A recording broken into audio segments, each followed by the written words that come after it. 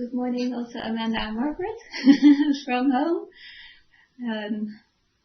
Good morning everyone here. I'll just wait for Samita, and I see there's another couple of people missing. So wonderful to see all of you this time. Like 3 more people have joined from Antwerp today. So we're very happy that you could come as well. Especially because Antwerp's actually very close to here, relatively to the rest of you.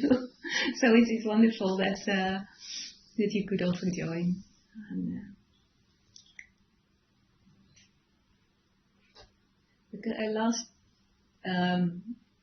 Last month I gave a talk in Sydney. It's easy in Zoom, isn't it? You can just travel around the world and give talks everywhere. But and then I prepared a whole lot of a slideshow and whatever, and did a lot of work for it. And one thing I noticed is that I got really, really nervous because I started preparing so much and I was thinking about it so much, and I started getting really nervous. And right now I haven't prepared anything, so I have no clue what I'm going to do. And I don't feel nervous at all. I'm among friends here and people I know, and it's just really lovely to see all of you. This feels very natural and at home with all of you here. Right. But anyway, I learned something from that, is that don't prepare for things. Because then you start thinking about it too much up front. And see, I also have all these defilements that make me nervous. Okay. I'm not like Ajahn Brahm that can just give the most amazing talks just like that. So please bear with me.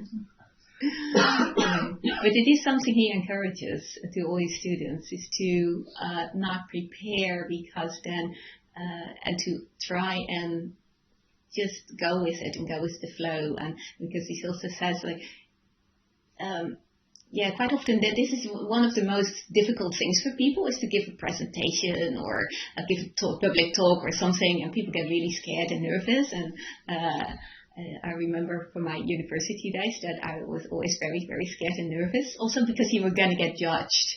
You're going to get going to be told, it's like, oh yeah, you did really well, and here's the 8 out of 10 or whatever, or you did really lousy and you had a 5 out of 10. So that was always making you very nervous. It's like, oh my God, how do I come across? How do I how do I present myself? How do I present my subject matter? Is it okay? And what do people think? And it's one thing I learned about Kalyanamitas, which I consider you all to be, is that there's no judgment. Whatever you do is just fine, and everybody understands. No blame, no judgment, and you don't get a number at the end, or in your exam or something that you've done well or not well or whatever. So. And it's sometimes good to reflect on these things. It's just like, oh, how does this work? Why am I nervous one day, and why am I not nervous another day? And how does this actually work? What's the underlying conditioning? So that's basically what the whole path of practice is about, is to look at these underlying conditionings behind everything. And the thing we can learn most of, when everything goes all right, we don't learn anything at all. When everything goes exactly how and our meditation is just like going along quite well, and we actually don't learn anything at all, or very little, it goes very smooth. We all want to have pleasant feelings in our meditation, but that's not how it works. That's not what the meditation is about. Some years ago, I went through a very difficult period in my life when I was diagnosed with PTSD. And in hindsight, that was an incredibly fruitful period for learning. It wasn't fun. It was very difficult, and I didn't, of course I felt absolutely terrible most of the time, but slowly you start seeing the pattern of how this works and coming out of it. And what I did is I first went to Tara Brach, and some of you might know Tara Brach. She's a very well-known teacher in America, a meditation teacher. She's also a psychologist and specialized in the field of trauma, also because, and she talks about that very openly also, she went through her own trauma, and therefore she was able to to learn from that and to come through that. And that's basically what she teaches. So I felt very much attracted to her teachings. And so I called her, and she said, well, I'm doing this course in the Buddhist teachings for trauma for psychiatrists and psychologists. And she let me into that course for free. So it was very kind of her that I could join that course, and I was very, very happy about that. And but after the course, and I learned a lot from that, but after the course I was still a little bit like, okay, yeah, this is like 6 weeks, but now what? It's like all these psychologists and psychiatrists could get like some kind of diploma that they had done the course and then take that with them in their practice or in their treating patients. But that was not something that I was going to do. So then I asked her from now, okay, how I really want to. Where was that? Okay. Yeah, okay, I asked her, it's like, okay, how can I, like, further, like, I didn't feel, like, comfortable to just do it by myself yet, to do this technique, and and she put me in contact with a person in Amsterdam, and some of you might know her. If you've been in the Thich Nhat Hanh tradition, you might know her. Her name is Evelyn Bunkens, and she was one of the first people with Thich Nhat Hanh in the 1980s when Thich Nhat Hanh started, before Plum Village was founded. So she's been a meditation teacher with him for that length of time, and Evelyn and I became very good friends, and she's also this really good Kalyanamita, and I learned so much from her as well. But one thing I noticed through all that, because like Tara Brach's teachings come a little bit more from a Tibetan tradition, Evelyn comes a bit more from a Thich Nhat Hanh tradition, and then of course I come from more from Ajahn Brahm, and that's really what I consider my teacher. And what I noticed is that in a way they all say the same thing. When it's really Dhamma, they say the same thing, just from a slightly different angle, a little different perspective. And sometimes you need to hear that. Sometimes you need to hear it from a different perspective for it to really understand it.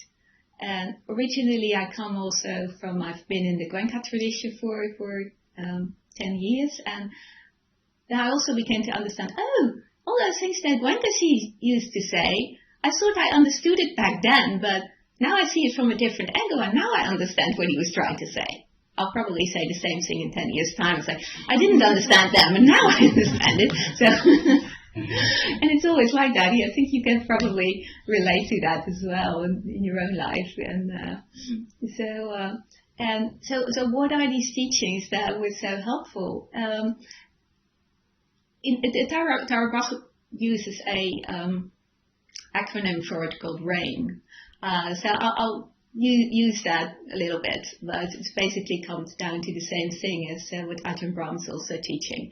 So first is to recognize what's going on. Quite often we don't want to even see what's going on. We want to distract ourselves with we go to a movie or do something else, and we don't want to see what's going on in ourselves because it's too painful and too difficult. Or we tend to, and if we do look at it, then we tend to look at the outside world of all those people that have been so nasty to us, or these things that have happened to us, or whatever. We don't look into that ourselves. So that's the first thing we need to do, is to look into ourselves and really recognize it's like, oh yes, there is this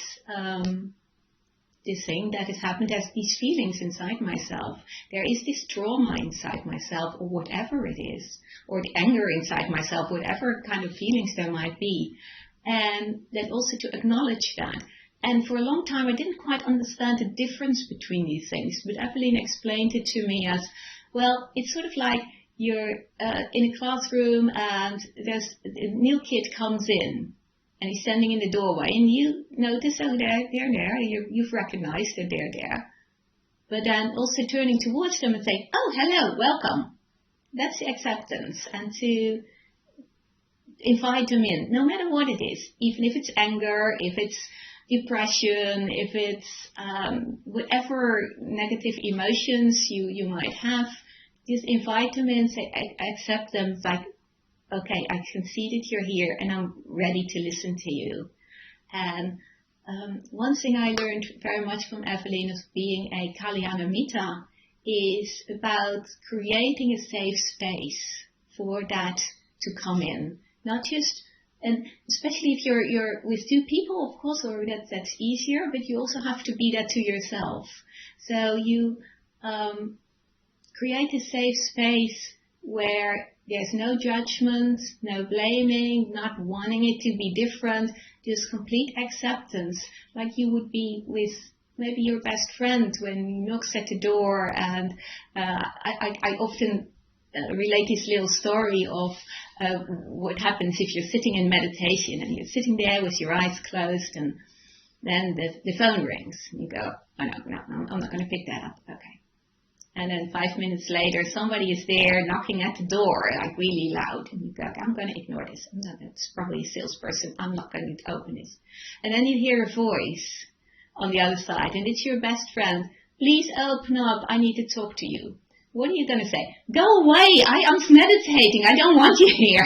Of course you don't.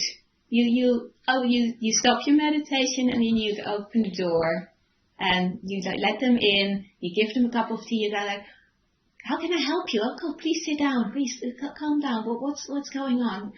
How can I help you? And then you just sit there and listen. You don't give them advice. That usually doesn't work. Most of us do that, including me. Don't give advice, but just stay there and listen and just hold that space and give them metta, give them loving kindness. And then they can talk whatever they need to say, and whatever it is, you just there and you're attentively listening to them. And then after a while, their strong emotions will subside. And then they'll go, okay, I'm okay now, thank you. And then they'll leave again. Then you can go back to your cushion and do anapanasati or whatever you're doing.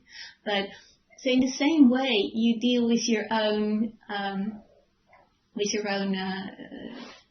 feelings. It's like there's this uninvited guest that comes in, which is called anger or depression or whatever, and you don't go, oh, go away, I don't want you here. They're part of you. You can't deny that. You can't just send them away. So you stay with them as if you're your own best friend, and you hold that space. That's where in Tara Brach's method, she calls it investigation. I don't particularly like that one, but okay. It's just holding the space, and then at some point, this, whatever it is, the depression, the sadness, or whatever, will also tell you what's going on. As long as you listen to it, if you're with it, with mindfulness and loving kindness, and that's what Ajahn Brahm calls kindfulness. Whatever is coming into your mind, you stay with it with kindfulness. And then at some point it will give you this insight. Oh, this is because not what just happened. That was just a button that was being triggered. But it was something from my childhood maybe, or from something way back that now is coming up. And it will give you that. And sometimes it takes a long time to sit with that emotion to get that. But once you get that those insights, it tends to go away. The feeling tends to diminish, and then it might still come up again another time, and then you do the same thing. But you will notice that every time that feeling is going to be less than it was before, so less in strength, less in intensity, and that method I found really, really helpful, because this insight that comes up is so powerful, and then you know that that's what's going on with you. But you have to be willing to sit there and listen with a lot of patience, because quite often we are there like, okay, I'm going to sit there and listen, and now because I want you to go away, I don't want to feel this way. And that's something you have to see in yourself. Like, oh, there's this tendency also in me. There's this sort of other voice in me that goes like, oh yeah, but you shouldn't be like this. You should be a good Buddhist, and good Buddhists don't have anger, or you have something like that, or oh no, I shouldn't feel depressed. I should be just doing my work as it's all about what other people might think as well. So yeah, this staying with that feeling is this incredible, powerful thing to do. But sometimes you also need a Kalyanamita, somebody outside of yourself who can do that with you, who can just sit there and hold that space and not give advice and not tell you what to do, or who can just be there. And yeah, that's what Evelyn has been for me. She would just sit there and nod and say, or sometimes say, or sometimes, so she would like reflect things back. Sometimes it's like, oh, do you mean exactly this? And then I say, yeah, okay, yeah. And so instead of giving advice, usually we would make it clear. And so that sometimes a Kalyanamita can be extremely helpful in that. And in a way also, the iSangha, when we started it, has been incredibly beneficial to me. And I heard what Esther said yesterday, that how much it had meant to her. And yeah, it meant also enormous amount to me to have this iSangha, and because it was like a safe space for, at least for me. Everybody being there again every morning and 4 times a week in the evening, and it was just so lovely. For me, that's really been very helpful also for my practice. So I want to thank all of you also for joining, sometimes every day, sometimes occasionally, whenever you could. It's just been very, very precious to me.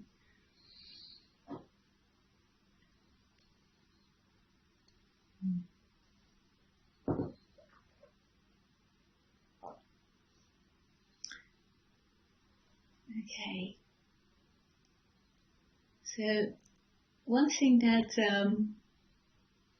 Thich Nhat Hanh also focuses on a lot is like the different ways in which we deal with our emotions.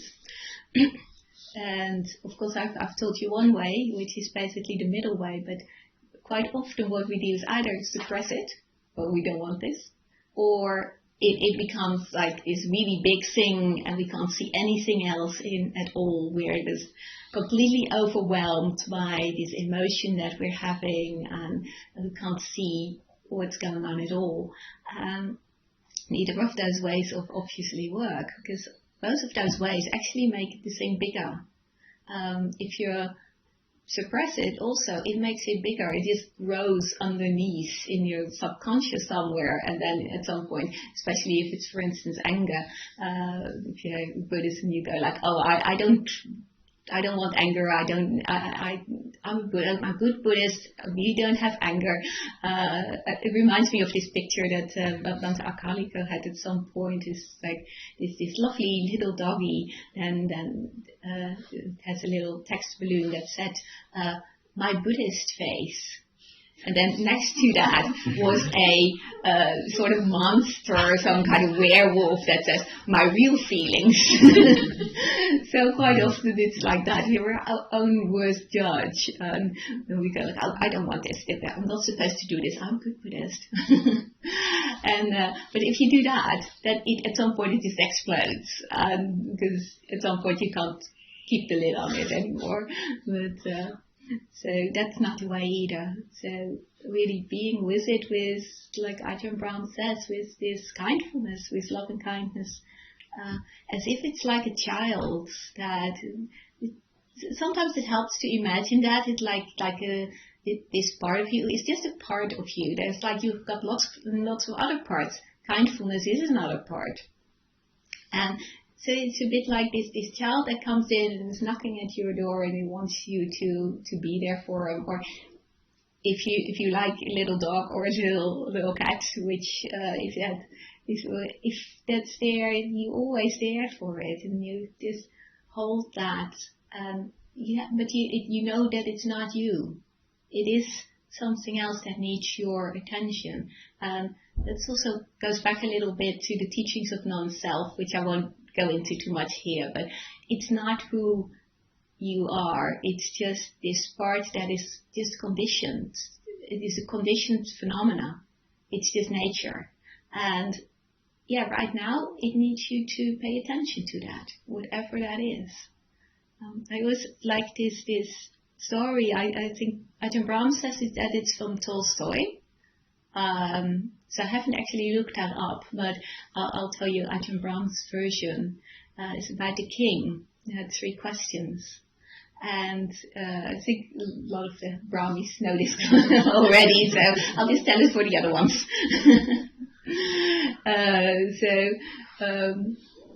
The first question was like, what's the most important time? And the second question, no, wait, do I get it right now? What's the most important place? Place, yes, yeah, okay. And what's the most important thing to do? That's what it was. Or was it the most important person? Yes, yeah, that's right. Sorry, yeah, I got it wrong. Yeah, most important person, most important time, most important person, and what's the most important thing to do? So he went to his ministers, and they all gave him some advice. It's like, oh, you're the most important person, of course. You're the king. You're the most important person. And most important time is like, oh, when you were crowned, or when you conquered this other country, or something like that. And the most important thing to do as well, conquering other countries, of course. Like, what else could there be in the world? So, and he wasn't happy with those answers. So he mounted his like he had this whole. They like in the sutras, they have like lots of. Kings never go alone; they go with a whole retinue of all kinds of animals and ministers and whatever. So he went to look for this hermit he had heard of, who lived somewhere on top of a mountain in a cave. And everybody said he was really wise. So, okay, that's where the king was heading. But at some point, that whole retinue couldn't go up the mountain. So he left that below, and he went up himself. And then he came to the cave, and he was about to enter the cave, and then he noticed, oh, the hermit's inside, but he's meditating. I better not disturb him and wait. So he was just looking around there, and it was just a small little plateau near the cave, and he could look out there. It was quite a steep drop, and he could look out over his whole kingdom and see his whole kingdom from that point. And at some point he heard something behind him, and he turned around, and there was the hermit with a sword, and the sword was right at his throat of the king, and behind him was this big precipice, so he could fall down at any minute, so he couldn't move. And then the hermit asked him, like, who is the most important person? Well, king said, you are. This moment anyway, because all his attention was of course like on this person. And what's the most important time? Well, it's right now, is this present moment. At this moment, if they are like threatened with your life, there is no future and there's no past. You're just really in this moment. And what's the most important thing to do? Well, it's to care about this moment. And the hermit said, okay, now you've understood. This is your lessons. But that's, the most important thing to do is definitely to care about yourself, but care about other people. Quite often here in the West we learn like, we have to always be there for other people, and we have to care about other people, but we don't care about ourselves. Because we are not important. We just do everything for other people. And that's really the crew of it, is to also care about yourself. Care about yourself first. Have this metta for yourself first, because how can you give metta to other people if you don't have it for yourself? How can you help other people if you can't help yourself? And it's the same thing with the Dhamma. We have to develop ourselves in the meditation, in the Dhamma. Because how can we give that on to other people and help other people if we're not within ourselves? If we haven't if we don't practice meditation? How can you teach meditation if you don't practice meditation? So it's the same thing with everything. With how can you be a school teacher if you don't first learn how to be a school teacher?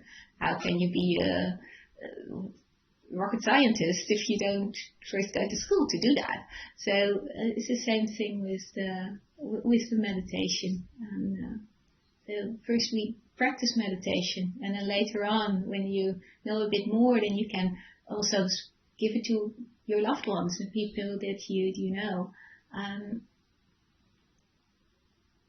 The one thing that Buddha also talks about is that I think that's something that's actually given to the monks, but it's also, of course, for everybody. If you talk about the Dhamma, talk about what you have experienced yourself, what you know for yourself, and not about what you haven't experienced yet. And then just say, well, I haven't experienced that yet, so I can't teach you that.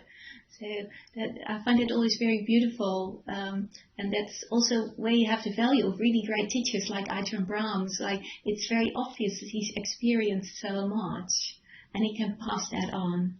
And I'm not nearly anywhere near there, so I hope one day I will be, but we'll see how far I get in this lifetime, because, well, like my very first teacher said, that's very long time ago, is death is always stalking you. So if you're not certain about something, turn around at your death, or turn around and then see, and your death will tell you, I haven't tapped you yet. I think some of you might know who that teacher was, but this means like we can die at any moment. So make the best of this moment right now, and don't make too many plans for 10 years from now. I want to be there, and I want to have this house, and I want to whatever. And but be at this present moment, because this is where the future is formed. This is where you make the future, and you make the future by, with your practice, with the Dhamma practice that you're doing. If you develop yourself in loving kindness, then that loving kindness is something that's going to inform your future, and it's going to inform how you deal with other people in the future. And then you'll get that loving kindness back from other people, because you're starting to see people in a different way, in a different light. Your perception is going to change. If you're normally a very negative person, and you see everybody is like, oh, they're probably not a very nice person, and they're probably going to, that's just our perception. We can also just focus on all the beautiful things in our life, all the beautiful, even if it's just a beautiful flower, or something good that somebody else does, no matter what it is.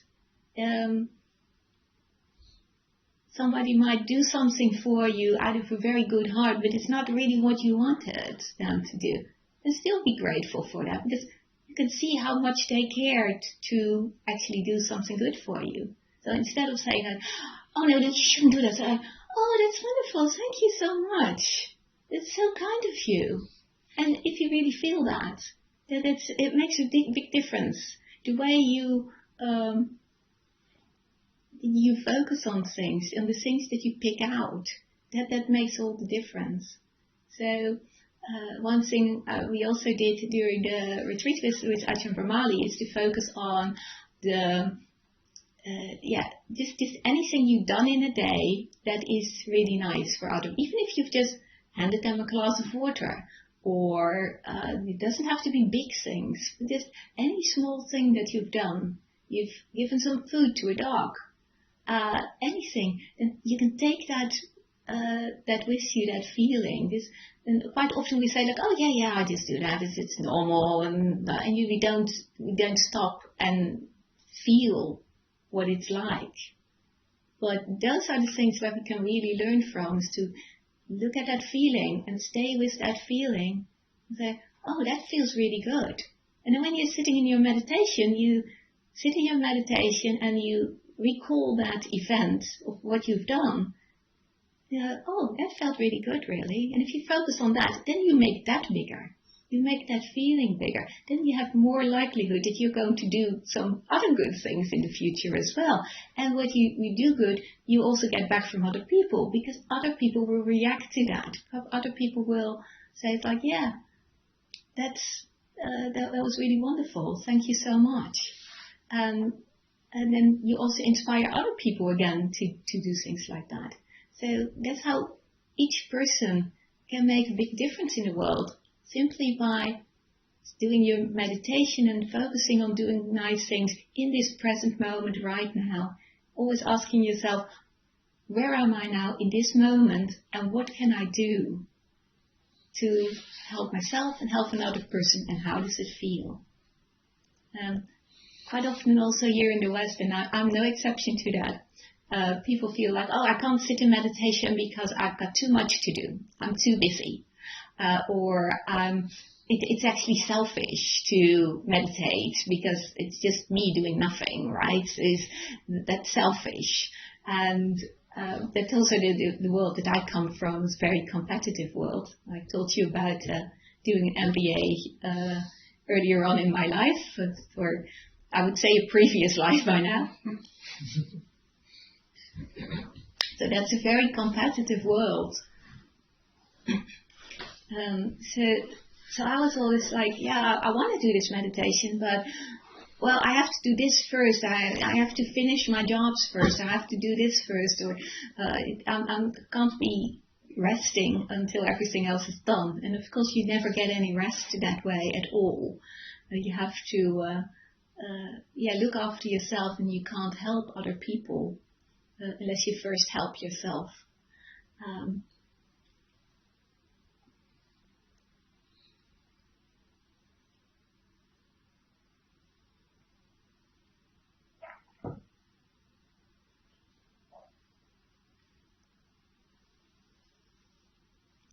So yes,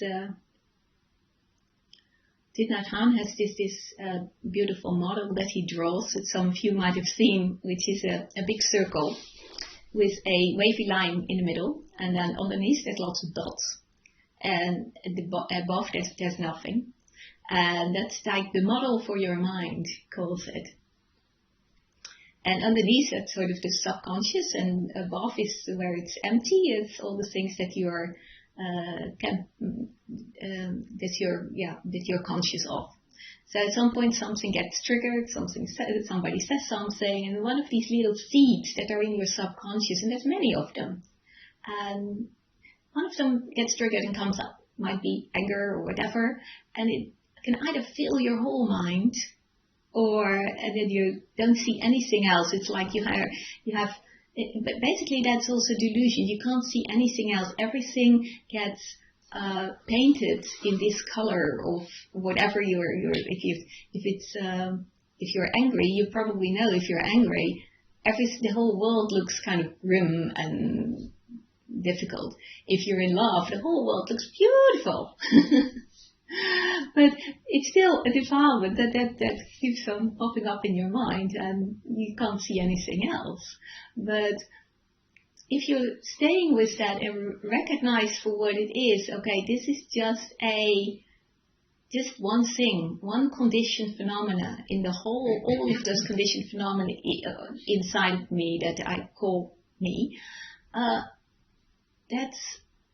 and stay with that with love and kindness, whatever it is, and with kindfulness, as Adam Brown calls it, then after a while it just diminishes, and then it falls back, a little bit. The seed is a little bit smaller.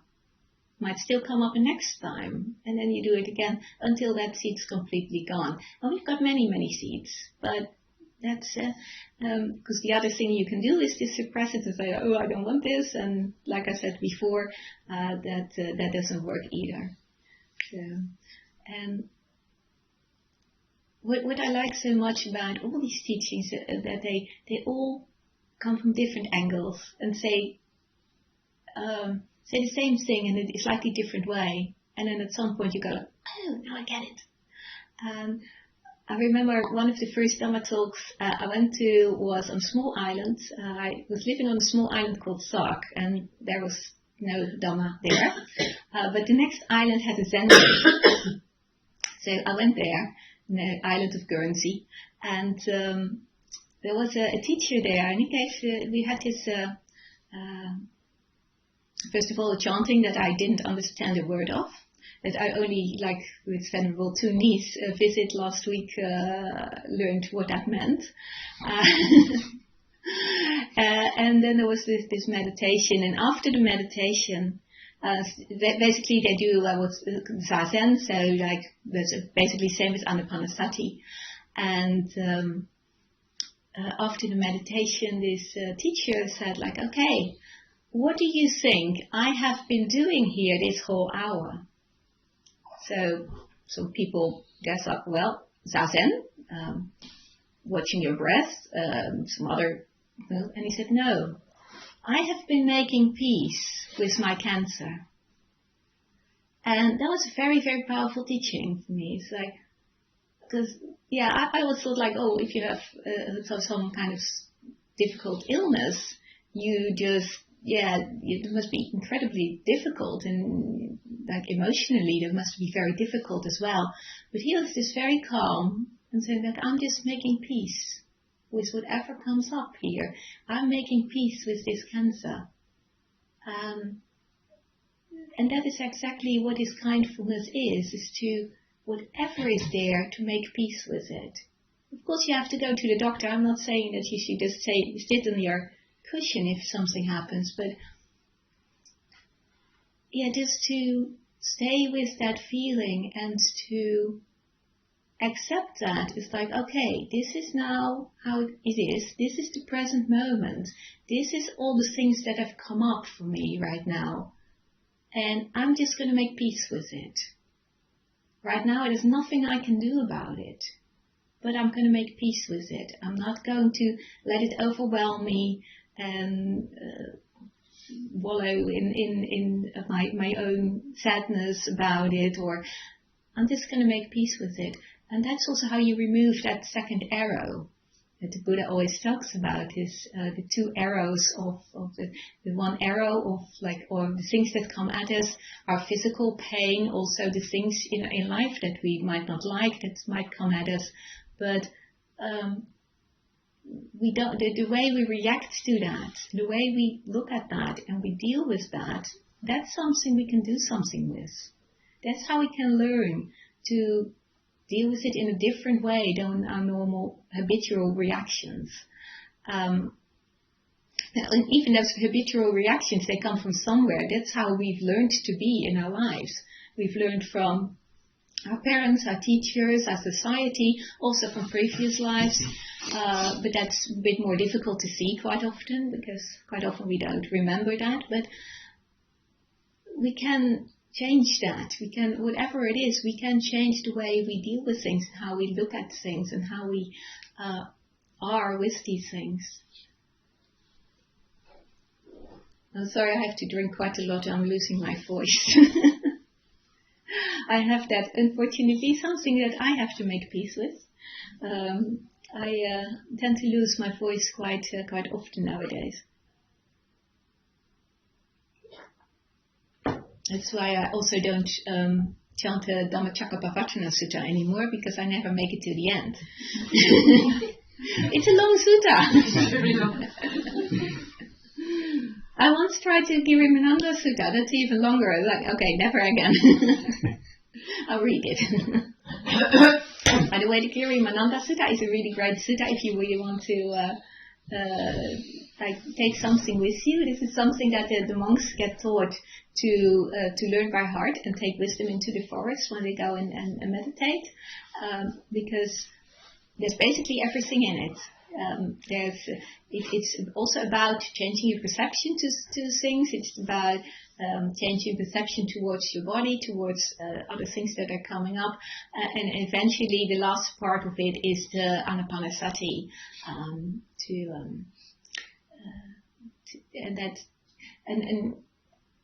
yeah, I also come from the Goenka tradition, and there is basically anapanasati is seen as samatha. Well, vipassana is then looking at the feelings in the body, but Ajahn Brahm and Ajahn Brahmali also make very clear. It's like you can't really split it so easily that way. The whole Anapanasati is also, Vipassana is in there already. And also in looking at feelings in the body, that's basically what I've been telling you all the time in the beginning, except for we're a bit more focused on the feelings in the body that are connected to emotions. And quite often we are not quite aware sometimes of emotions that are there. So it might be sometimes good to just look at all those feelings that there are in the body and to become aware of that. This type of Vipassana meditation, I have difficulty with the word, but this type of the Goenka meditation is actually really good to become very aware of all these feelings that there are in the body, because quite often we're not even aware of it, we're not mindful enough for that. And this is a really good way of doing that, and to train our mind to become more aware of that. It's like, oh, there's this, and I'd never really seen that before, but it's been there all along. And the further you go, you begin to see like, oh, there's all these other feelings. And there too, you have to stay with it with loving kindness, and to like, okay, this is just the way it is, rather than, oh, I don't want these negative feelings, I just want positive feelings, I just want to be peaceful. It doesn't work that way. If you want to be peaceful, your mind has to be peaceful. And so you have to train your mind in doing that, and not wanting things to go away that are there that you don't like, but also be peaceful with that, making peace with that, whatever it is.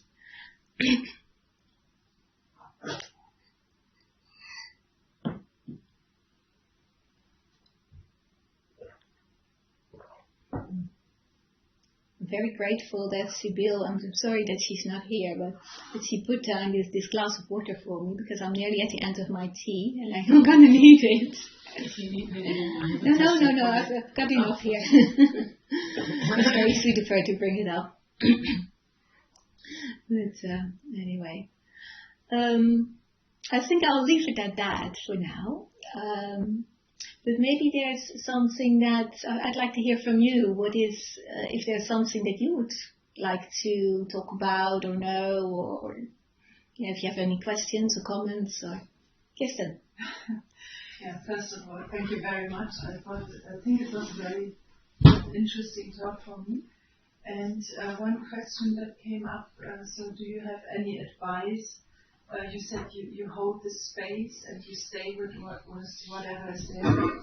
Some things can be so overwhelming, like if you really have physical reactions, like adrenaline is coming up, or like you have really experienced maybe an old trauma and you have not meditated so much. So what advice do you have for that? If you sit there and then suddenly, whoops, it's like an explosion, no chance to go in and stay calm. Well, what Thich Nhat Hanh always says, like, if it's too overwhelming in meditation, do something else first, or so, something that's a bit more calming. So either maybe sometimes walking meditation or so, but it depends a little bit on yourself, because everybody has to find out their own way and what works for them, because it's different for everybody. So that's why, like, one of the things that I don't like so much is when there's like, oh, you have to do this one technique, and that's the one technique for all.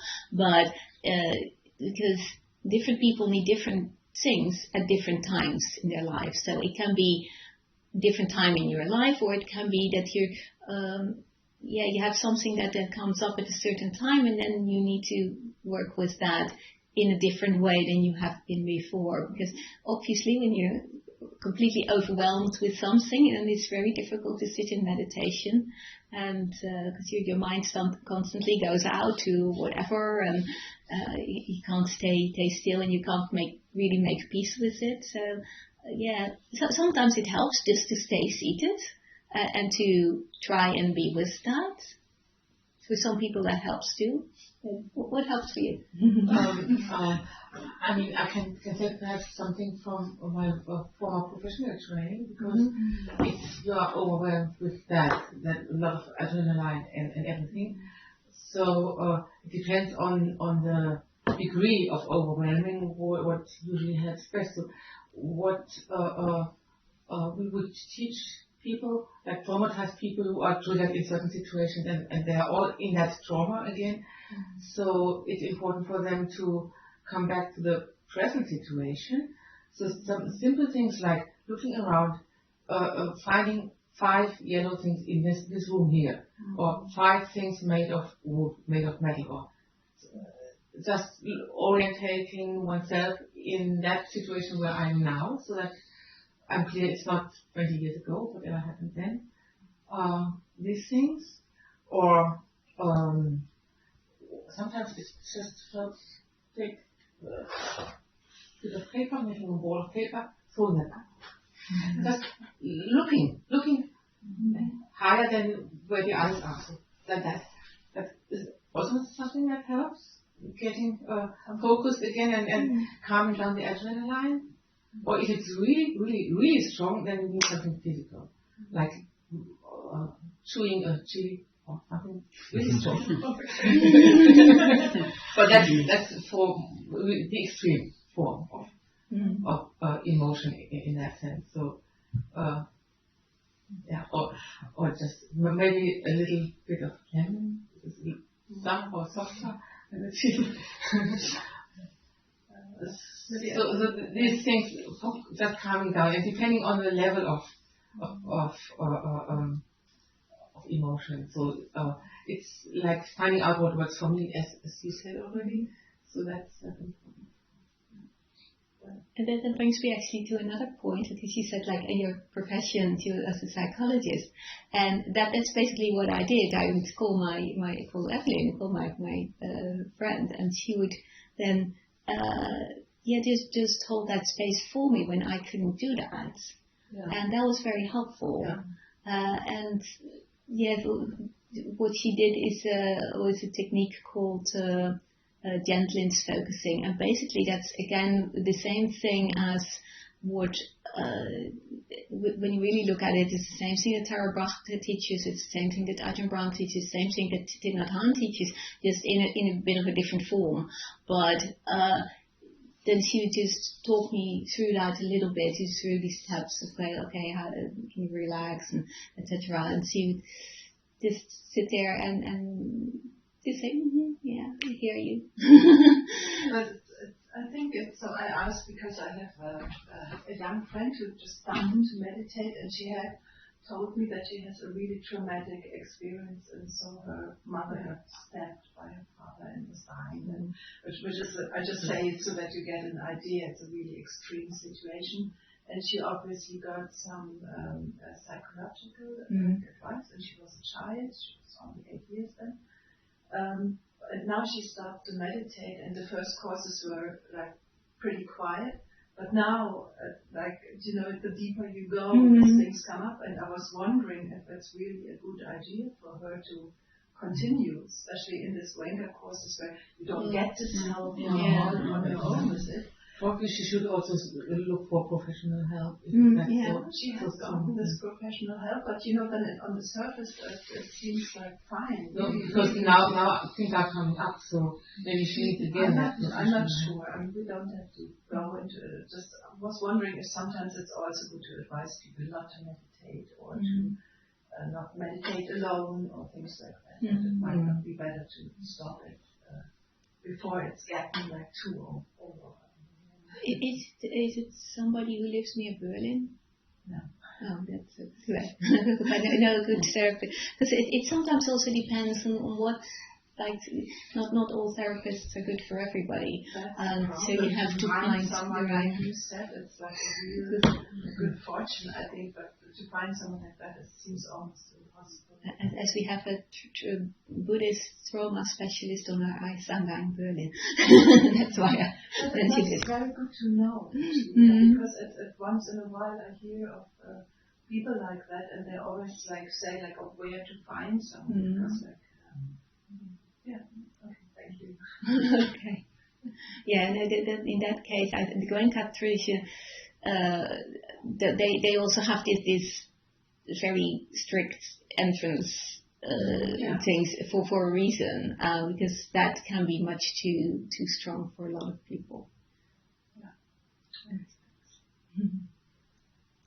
All right. I'm struggling a little bit with this notion of the emotions are not me or mine. Mm-hmm. And from what you now just talked about, it feels very much as if the suggestions we get is actually to go inside ourselves and look at it. But doesn't that mean that it's me or mine? Or how do we combine the Buddhist teaching about... It's conditioned. It's just a conditioned phenomenon. There are reasons. Yes. So that's... It doesn't feel like that at times. So conditioned phenomena cannot be who you are, because it's conditioned by nature.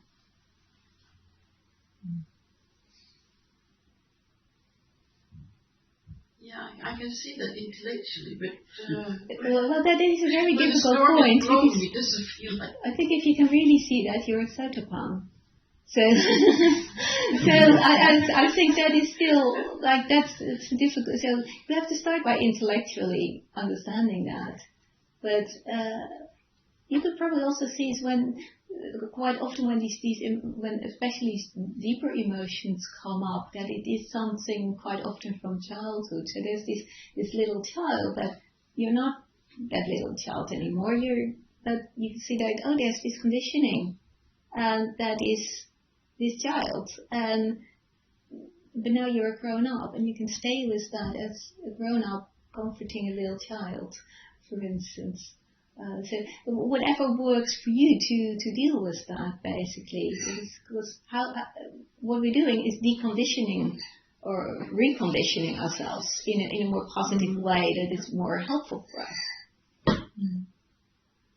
That's a very good point, because I remember talking to somebody once who was getting very anxious, and then he told me about a situation he was in with his parents when he was only young, and he was helpless too. His parents were fighting, and he was helpless to help, and he started bedwetting.